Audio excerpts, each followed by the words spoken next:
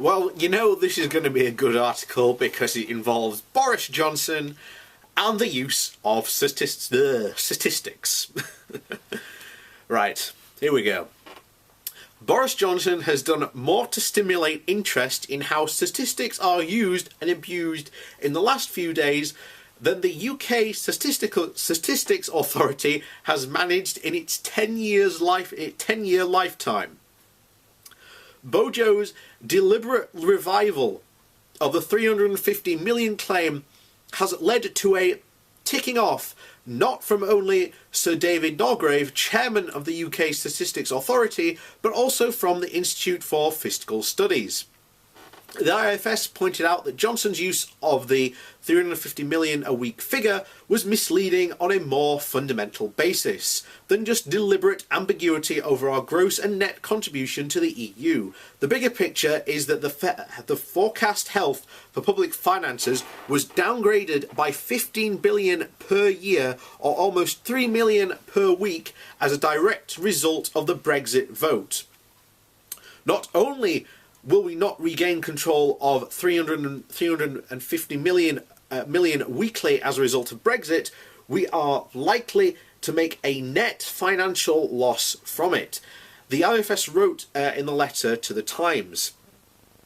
It was the Brexit blow to the health of the economy that the Bank of England's governor was discussing in Washington on Monday, hinting that interest rates would have to rise soon, perhaps as early as November. Carley said that Britain's economy would not be able to grow as fast as it might have otherwise been, and that inflation would climb higher as we extract ourselves from Europe. Kerry predicts that during the period of transition, as businesses grapple with changing supply chains and skill shortages, the UK will underperform in comparison with other global economies.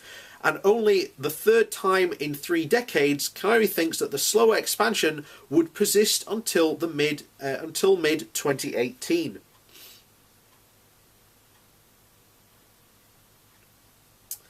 But to curb inflation is necessary, according to most of the Bank of England's rate settlers.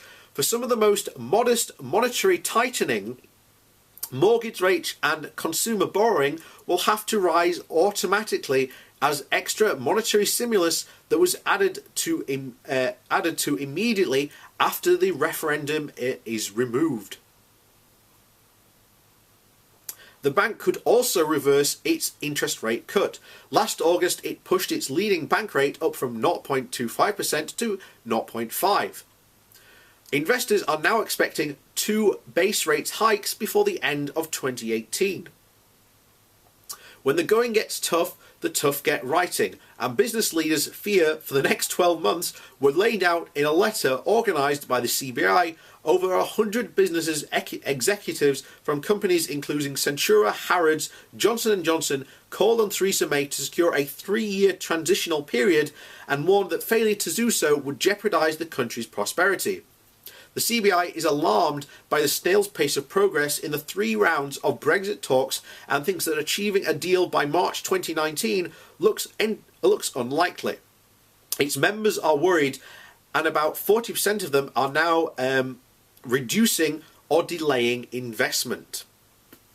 Aston Martin was the latest car manufacturer this week to speak out on the need for some clarity, calling for a fuller picture within 6 months, so that it can avoid damaging trade tariffs, while BMW's Harald Kugler has employed another euphemism, saying that the car maker will be flexible on whatever continues to make car models in the UK after Brexit. The new electric Mini is supposed to be built in Oxford, but the motors, gearbox and battery will be imported from Germany. If BMW suddenly has to pay import tariffs, then the German car maker might decide that its Mini factory in the Netherlands is a better place for the electric car to be assembled. Meanwhile, Theresa May flew to Canada to push for a new UK-Canada trade deal. Prime Minister Justin Trudeau was optimistic in his anticipation of a seamless transition in the trading relationship between the UK and Canada. However, this may be harder to achieve than to say so.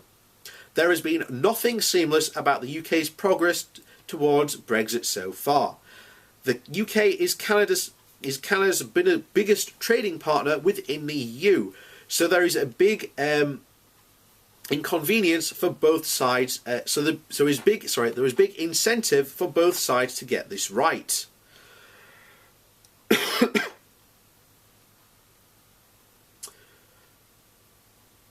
So this is one of those where it's continuing, the bad trend of numbers that we are continuing to see from Brexit, and is absolutely is absolutely dire. The forecast so far, I'm not going to lie, and living in the UK, I am incredibly worried, vastly incredibly worried. And it doesn't matter if Labour wins, because we will have even less money to spend. But that's another video for another time. So, yet more bad news, I'm afraid. And as usual, the Brexiteers are not going to like it. I'll be putting down the country.